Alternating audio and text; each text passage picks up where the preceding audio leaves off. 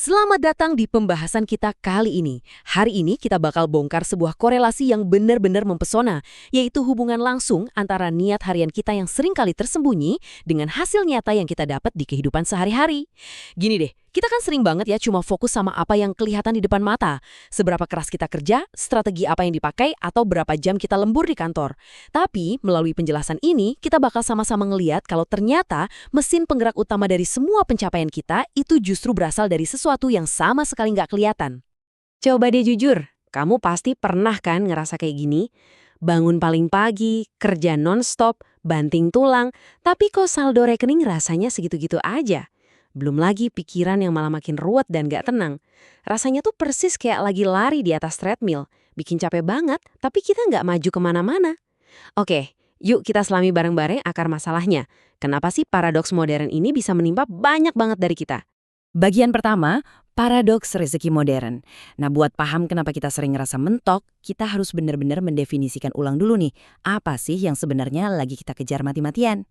Kalau kita bedah dari sumber-sumber literatur yang ada, makna rezeki itu ternyata jauh-jauh lebih luas dari sekedar uang cash di dompet atau aset properti.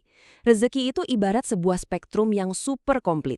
Di dalamnya ada kesehatan fisik kamu, ada kedamaian pikiran waktu kamu naruh kepala di bantal tiap malam, keluarga yang akur, sampai ke hal-hal yang sering banget kita sebut cuma sebagai keberuntungan. Jadi, kalau kita cuma ngukur kesuksesan pakai metrik uang doang, kita benar-benar kehilangan gambaran besarnya. Pemahaman dasar inilah yang bakal jadi fondasi krusial buat sisa obrolan kita hari ini. Lanjut ke bagian kedua, niat sebagai magnet. Di sini kita bakal ngeliat gimana sih kekuatan tarik-menarik ini bekerja secara internal dari dalam diri kita. Dan kutipan ini mengilustrasikan dengan luar biasa sebuah konsep spiritual klasik yang gak akan pernah ada matinya. Di dalam Islam, faktor niat itu luar biasa vital. Hadis ini nekenin kalau nilai dari tiap tetes keringat kamu itu nggak cuma diukur dari seberapa berat tindakan fisiknya, tapi dari seberapa murni niat di baliknya. Niat inilah yang secara harfiah ngasih nyawa ke dalam pekerjaan kamu, dan ujung-ujungnya, niat ini juga yang bakal mendikte hasil atau rezeki apa yang bakal kamu tuai. Biar lebih gampang, mari kita ambil contoh nyata di kehidupan sehari-hari. Bayangin ada dua orang ngerjain tugas yang sama persis di kantor yang sama. Orang pertama kerja cuma karena ambisi pribadi, pengen pamer ke teman-temannya, dan numpuk harta buat egonya sendiri. Terus orang kedua ngerjain hal yang sama, tapi niat dalam hatinya benar-benar tulus buat ngasih kehidupan yang layak buat keluarganya dan nyari keberkahan. Secara fisik, kerjaan mereka sama. Tapi secara energi dan spiritual, orang kedua ini ibarat lagi jadi magnet yang narik rezeki jauh lebih besar, lebih tenang, dan pastinya lebih awet. Kenapa? Karena niatnya berakar dari ketulusan dan rasa cinta.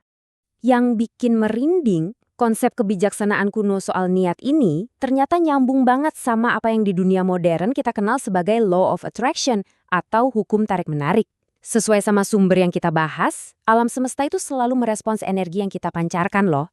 Kalau pikiran kita isinya niat baik, ikhlas, dan rasa syukur, secara fisik kita bakal narik energi kelimpahan itu ke hidup kita.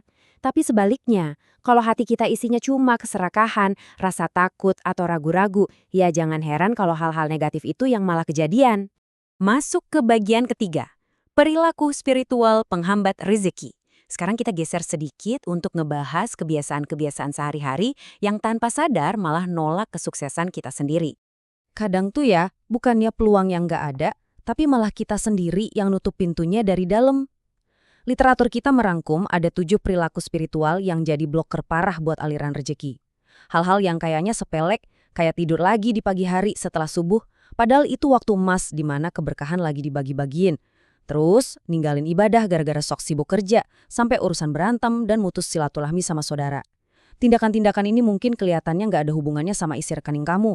Tapi secara spiritual, kebiasaan ini benar-benar ngancurin sirkulasi energi positif di hidup kamu. Nah, hal yang paling menarik di sini adalah poin tentang ngasih janji palsu waktu berdagang. Relate banget kan sama kehidupan sehari-hari?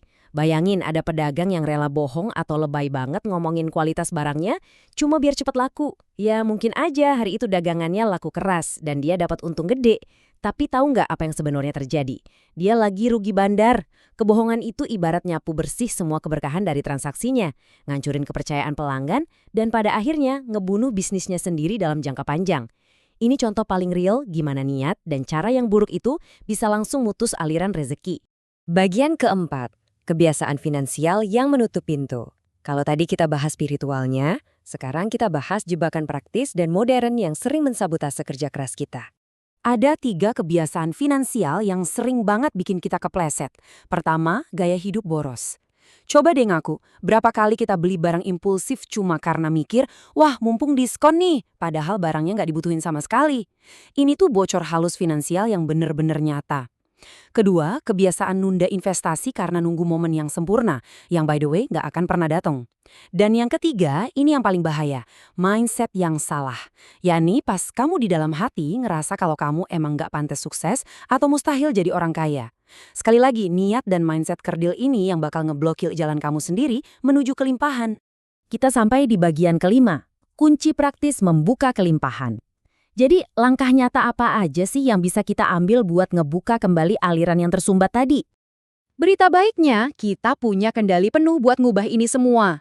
Angka 70 ini bukan sekedar angka acak loh. Menurut teks-teks rujukan kita, sedekah yang dilakukan dengan ikhlas itu ternyata punya kekuatan super untuk menolak hingga 70 macam penyakit.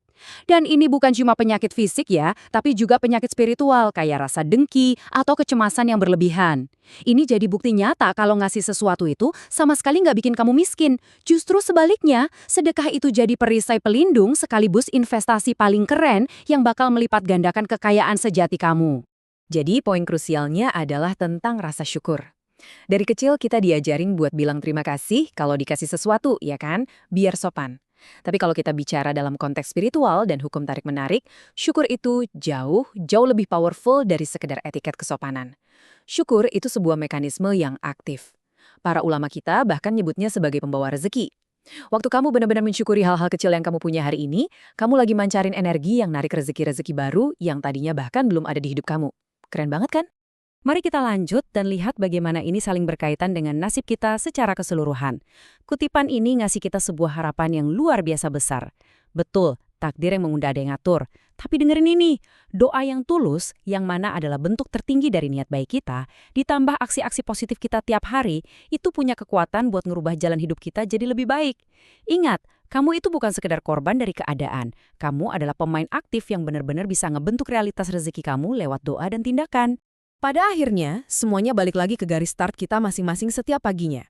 Rezeki itu murni respons dari Sang Pencipta dan alam semesta terhadap apa yang benar-benar ada di dasar hati kamu. Kerjaan kamu adalah kendaraannya, tapi niat kamu adalah bahan bakarnya. Kalau akhir-akhir ini kamu ngerasa mentok, mungkin ini saat yang paling tepat buat pencet tombol pause sebentar. Koreksi lagi niatnya dan selarasin hati sama tindakan kamu. Jadi pertanyaannya, pas kamu baru buka mata pagi ini, apa sih niat sejati kamu buat hari ini? Terima kasih udah ngikutin pembahasan kita hari ini. Yuk kita perbaiki niat dan siap-siap takjub ngelihat gimana rezeki bakal mengalir deras ke hidup kita.